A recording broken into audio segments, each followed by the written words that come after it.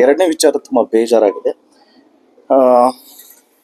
ನಮ್ಮ ಪ್ರಥಮ್ sir and ಅವ್ರ behaviour ಈ ವಿಷಯದಲ್ಲಿ ಜೆನ್ಯೂನ್ ಆಗಿ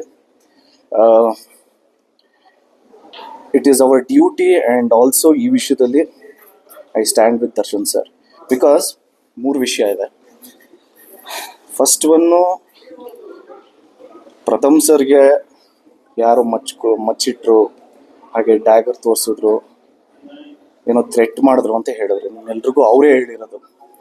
ಅದಾದಮೇಲೆ ಅವ್ರು ಯಾರಿಗೂ ಸಪೋಸ್ಲಿ ಎಲ್ಲ ಅವ್ರು ಹೇಳಿರೋದೇನೆ. ಕಾಡೂನವ್ರು ಫೋನ್ ಮಾಡಿದ್ರು, ಅವ್ರು ಕಂಪ್ಲೇಂಟ್ ಕೊಡಬೇಡ ಅಂತ ಹೇಳಿದ್ರು. ಇವರು ಕಂಪ್ಲೇಂಟ್ ಕೊಟ್ಟಿಲ್ಲ, FIR ಫೈಲ್ ಮಾಡಿಲ್ಲ. ಓಕೆ, 2 days ಸುಮ್ಮನೆ ಇದ್ರು.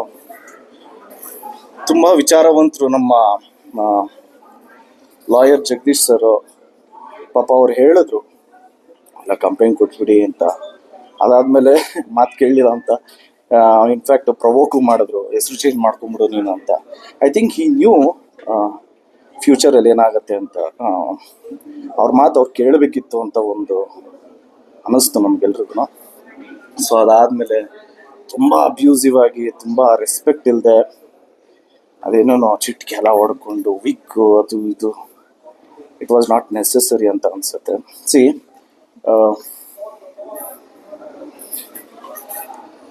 ಎಲ್ರಿಗೂ ಮರ್ಯಾದೆ ಅನ್ನೋದಿರುತ್ತೆ, ಎಲ್ರಿಗೂ ಅವ್ರಿಗೆ ಆದಂಥ ಸೆಲ್ಫ್ ರೆಸ್ಪೆಕ್ಟ್ ಇರುತ್ತೆ. ಯಾರೋ ಒಬ್ರು ಡೌನ್ ಆಗಿದ್ದಾರೆ ಅಂದ ತಕ್ಷಣ ಆಳುವನ್ ಕಲ್ಲು ಅಂತ ಎಲ್ಲರೂ ಹೊಡಿಬಾರ್ದು.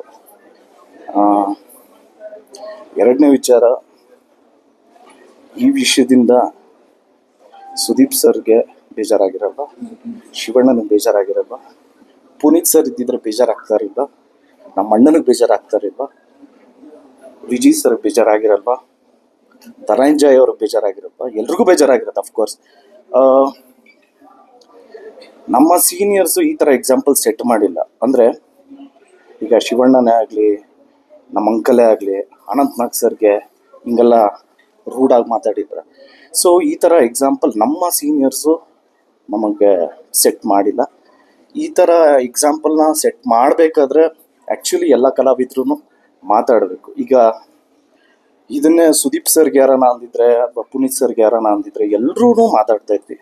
ಇವಾಗ it's our time to talk. Because ಇದು ಮಾತಾಡಲಿಲ್ಲ ಅಂದರೆ ಇವಾಗ ಒಬ್ಬರಾಗಿದ್ದಾರೆ, ಆಮೇಲೆ ಜಾಸ್ತಿ ಜನ ಆಗ್ತಾರೆ, ಇದು ರಾಂಗ್ ಎಕ್ಸಾಂಪಲ್ ಆಗಿ ಸೆಟ್ ಆಗುತ್ತೆ.